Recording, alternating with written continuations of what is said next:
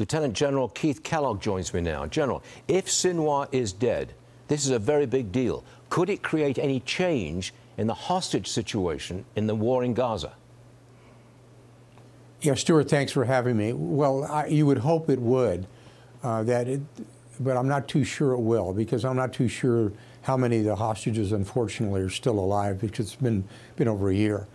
What's really interesting, though, with Sinwar being killed, assuming he is, the fact is what the Israelis have done with Hamas and getting rid of Haniya, who's the leader of Hamas, then Sinwar did the same thing with Hezbollah when they eliminated Hassan Nasrallah and his number 2 Shukr, plus about 2,000 others when they used the pagers and blew those up in the hands of people who are leaders of consequence.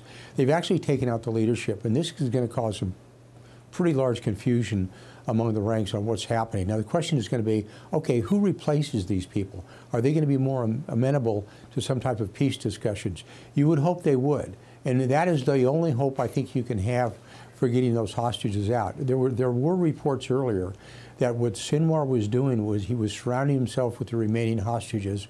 So we really don't know what's going to happen going into the future. But it was a good move by the Israelis. It was a smart move. They basically decapitated the leadership of Hamas and Hezbollah. And it should change a little bit of the direction in the fighting right now. And it's going to cause basically both organizations to retrench and figure out how to fight forward. Here's another big story. American B-2 stealth bombers have been used to hit Houthi targets in Yemen. The B-2 bombed underground bunkers.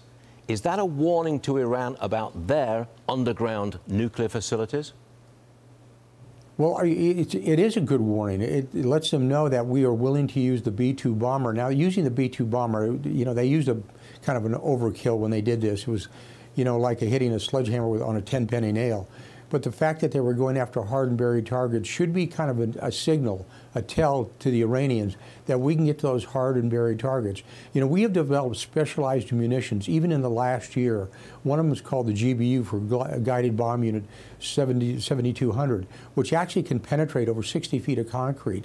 And it's designed specifically to go after those nuclear sites that the Iranians or others have, command and control bunkers.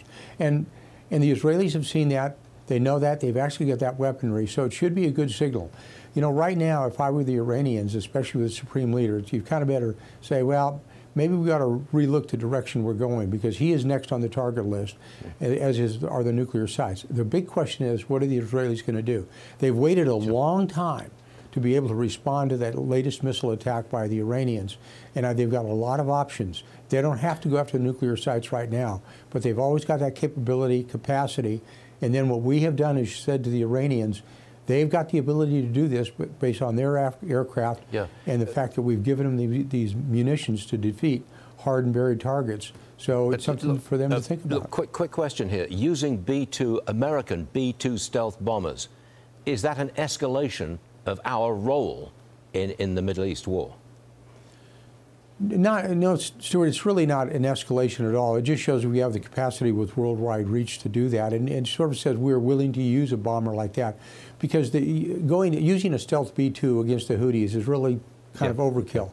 But that wasn't the reason to use it. It was kind of the message we were sending to those that have got sophisticated air defenses like the Iranians, that we can penetrate those sites, and we're willing to use, from a long-range distance, our B-2 bombers to do so. General, lots of big news items out of the Middle East today, and we're glad you're here to cover them for us. General, thanks very much for being here.